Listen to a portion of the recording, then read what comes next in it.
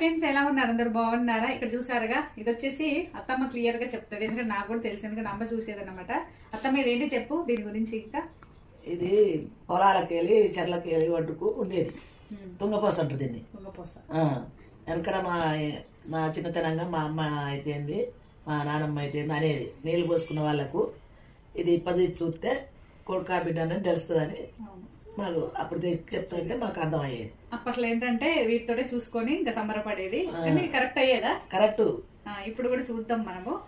ఇక్కడైతే గడ్డి అని చిన్న చిన్నవి వేరే ఉన్నాయి, మధ్యలో దీంతో అండి నాకు చిన్నప్పుడు తెలుసు, అమ్మ చూస్తుంటే నేను చూసేదాన్ని. చూద్దామా ఇప్పుడు? ఓన్లీ ఈ మధ్యలో మాత్రం తీయాలి. ఇదిగోండి, ఇక్కడ కొస కట్ చేయాలి. మళ్ళీ ఇక్కడ నీట్గా చేసి రెండింటి మధ్యలో ఏంటంటే ఇలా చీల్చాలన్నమాట. అంతే కదమ్మా? అంతే. ఇట్లా ఇటు